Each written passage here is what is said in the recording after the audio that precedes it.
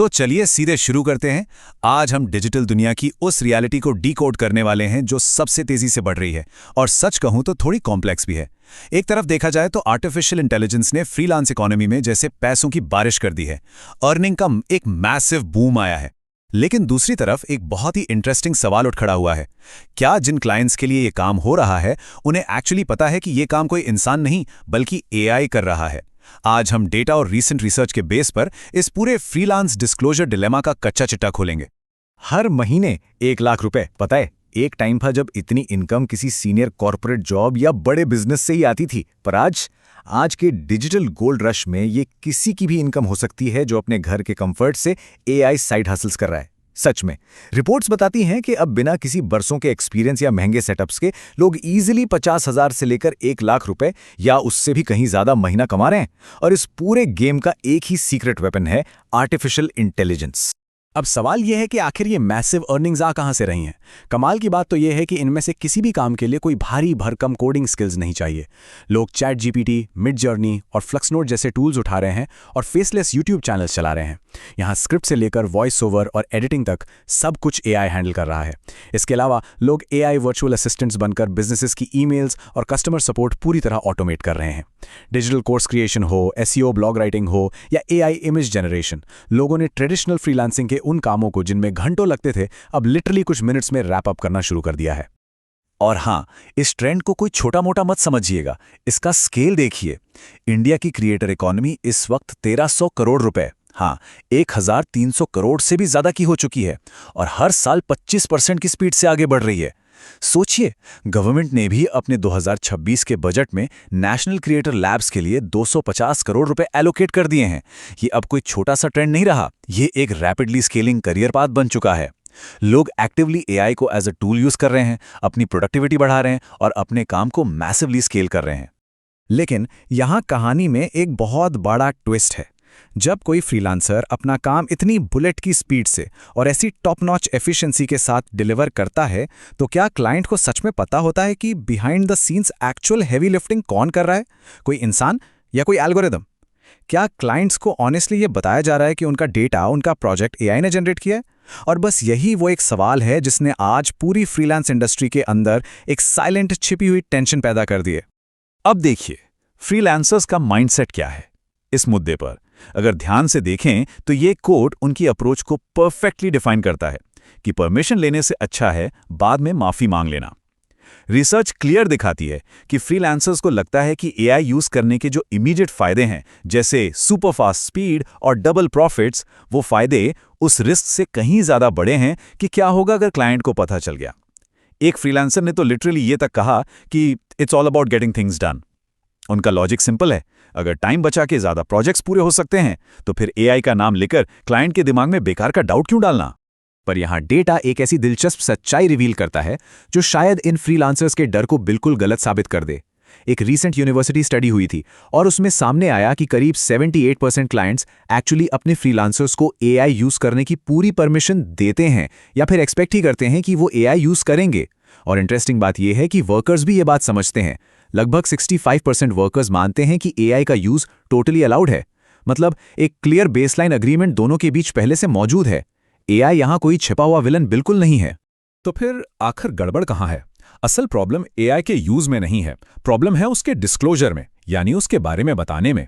जब बात ट्रांसपेरेंसी की आती है तो एक्सपेक्टेशंस में एक बहुत ही ग्लेयरिंग मिसअलाइनमेंट देखने को मिलता है।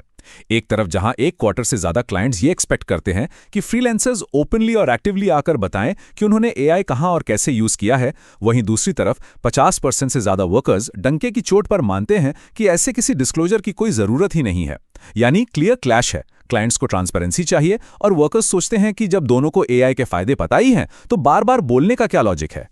अब मुद्दा यह है कि ये कंफ्यूजन आखिर शुरू कहां से होता है। बात यह है कि क्लाइंट्स और वर्कर्स किसी भी काम को बिल्कुल अलग नजरिए से देखते हैं।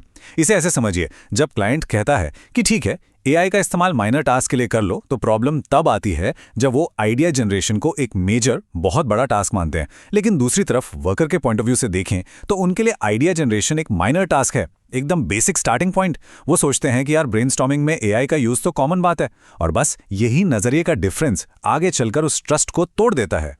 इसी कंफ्यूजन से निपटने के लिए फ्रीलांसर्स ने अपनी खुद की कुछ अलग ही स्ट्रैटेजीज बना ली हैं।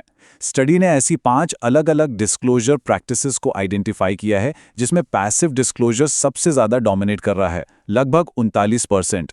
इसका सीधा सा मतलब पता है क्या है? अगर क्लाइंट पूछेगा तो ही बताएंगे, वरना चुपचाप अपना काम करेंगे।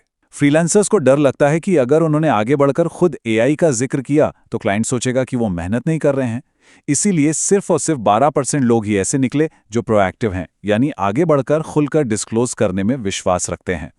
अब एक ऑब्वियस सवाल दिमाग में आता है कि क्लाइंट्स आखिर क्लियर पॉलिसीज क्यों नहीं बनाते? प्रॉब्लम यह है कि पॉलिसीज होती तो हैं, पर बहुत ही वेग। जॉब डिस्क्रिप्शंस में अक्सर लिखा होता है यूज कॉमन सेंस या फिर इंश्योर ह्यूमन जजमेंट। ऐसी लैंग्वेज किसी भी फ्रीलांसर को कोई प्रैक्टिकल गाइडेंस नहीं देती। रिजल्ट क्या होता है? जब क्लाइंट एक सुपर टाइट डेडलाइन और लो पे के साथ काम देता है, जैसे सोचे मुझे वेंसडे तक 500 एक्सेल शीट्स का डेटा चाहिए, तो फ्रीलांसर ऑटोमेटिकली इसे एक टैसिट परमिशन यानी अनकही इजाजत मान लेता है। उनके हिसाब से इतनी जल्दी काम फिनिश करने की रिक्वायरमेंट ही अपने आप में एक ग्रीन लाइट है एआई यूज करने के लिए। और मान लीजिए जब क्लाइंट्स थोड़ी बहुत गाइडलाइंस देने की कोशिश कर भी लेते हैं तो वर्कर्स उसे कैसे इंटरप्रेट करते हैं? डेटा दिखाता है कि सबसे ज्यादा मिसइंटरप्रिटेशन तब होता है जब क्लाइंट्स एक बीच का रास्ता अपनाते हैं, जैसे पॉलिसी बना दी use AI for minor tasks.